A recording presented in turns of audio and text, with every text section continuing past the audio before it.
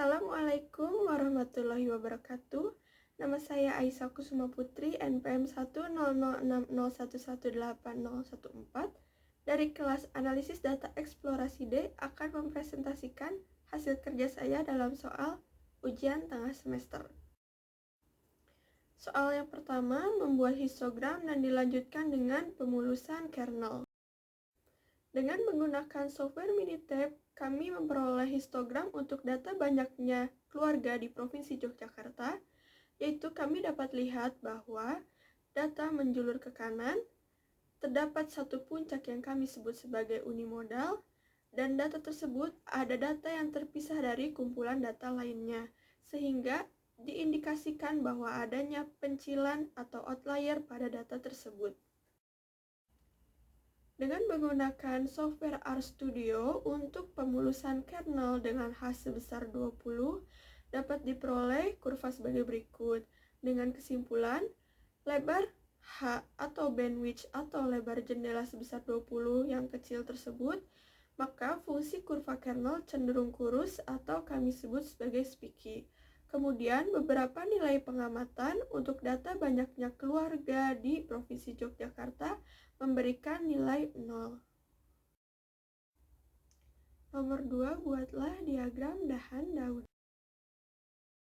Dengan menggunakan software Minitab, kami memperoleh diagram dahan daun atau stem and leaves sebagai berikut. Dapat kita ketahui dari data banyaknya keluarga di Provinsi Yogyakarta, terlihat bahwa data itu tidak simetris atau menjulur ke kanan, dikarenakan bagian daun pusat ke daun setelahnya menurun secara bertahap. Kemudian data tersebut terdapat pencilan ditandai oleh ada beberapa bagian daun yang tidak terdapat nilainya. Nomor 3, apakah terdapat bimodus? Dengan menggunakan histogram untuk data banyaknya keluarga di Yogyakarta, kami dapat memberi kesimpulan bahwa tidak terdapat bimodus dikarenakan dalam histogram tersebut hanya terdapat satu puncak yang kami sebut sebagai unimodal. Nomor 4, buatlah box plot. Berikut ini adalah sintaks dari software Minitab dan SPSS untuk memperoleh box plot. Dengan menggunakan software Minitab atau SPSS menghasilkan box plot yang sama dan memberikan informasi bahwa Q1 sebesar 1246,5, median 1971,5, Q3 3056,25, interquartile range atau IQ range sebesar 1809,75, whisker bawah 349, whisker atas 5590.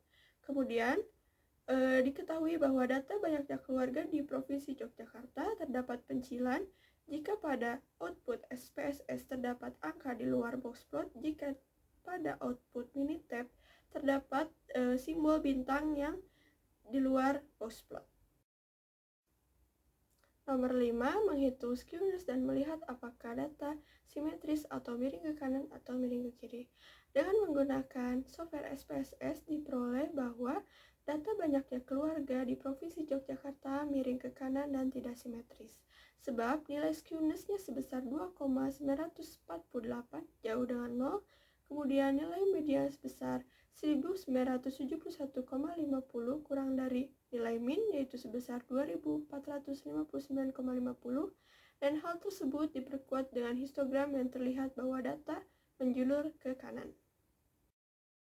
Nomor 6, menghitung kurtosis. Dengan menggunakan software SPSS diperoleh nilai kurtosis untuk data banyaknya keluarga di Provinsi Yogyakarta yaitu sebesar 14.494, di mana hal tersebut menunjukkan bahwa data tersebut termasuk kepada leptokurtik karena kurtosis yang lebih besar dari 3. Leptokurtik itu merupakan di mana memiliki ekor yang lebih tebal dan puncak yang lebih runcing.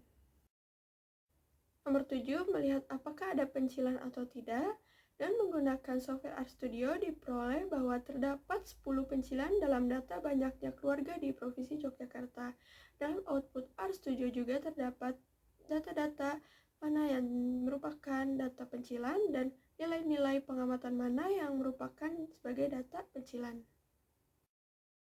Nomor 8, yaitu menghitung tree mean. Dengan menggunakan RStudio diperoleh nilai Trimit sebesar 2234,932 adalah nilai-nilai terpangkas 5% pada masing-masing ujung kiri dan ujung kanan data. Kemudian nomor 9 yaitu menghitung P-Storage Mean dengan alpha 0,05. Dengan menggunakan RStudio juga diperoleh P-Storage Mean sebesar 2310,363 yang merupakan nilai rata-rata setelah penggantian nilai terhadap amatan-amatan terbesar dan terkecil dengan menggunakan alpha 5% atau 0,05. Nomor 10, menghitung MED atau Median Absolute Deviation dengan menggunakan RStudio diperoleh nilai simpangan baku sebesar 1922,5776. Kemudian itu sangat besar dikarenakan banyaknya pencilan pada data. Setelah itu, pendekatan kekar menggunakan bantuan MED diperoleh bahwa penduga simpangan baku kekar sebesar 1236,488. Nilai simpangan baku kekar tersebut diperoleh dari 1,4826 dikali nilai MED atau nilai MED itu sebesar 834. Nomor 11, menghitung Gini Mean Difference, di mana menggunakan RStudio diperoleh Gini Mean Difference sebesar 1807,057, di mana nilai tersebut besar dan mengindikasikan bahwa antar amatan memiliki nilai yang semakin berbeda, atau dengan kata lain, gugus data berisi amatan yang heterogen. Nomor 12, membuat Kiki plot normal dengan mu ditaksir oleh rata-rata dan sigma ditaksir oleh simpangan baku. Dengan menggunakan software SPSS diperoleh kedua plot tersebut. Dari kedua plot tersebut dapat kita ketahui bahwa data banyaknya keluarga di Provinsi Yogyakarta tidak berdistribusi normal dikarenakan nilai-nilai pengamatan pada data tersebut tidak berada di sekitar garis pusat atau garis normal. Nomor 13, melakukan uji Kolmogorov-Smirnov. Dengan menggunakan software SPSS diperoleh uji kenormalan Kolmogorov-Smirnov dengan p-value sebesar 0,000 dan nilai statistiknya sebesar 0,138.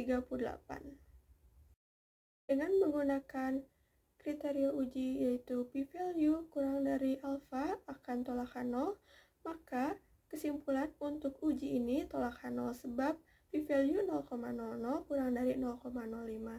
Maka kesimpulannya data banyaknya keluarga di Provinsi Yogyakarta tidak berdistribusi normal dengan taraf nyata sebesar 5%. Sekian dari saya, mohon maaf bila ada kesalahan.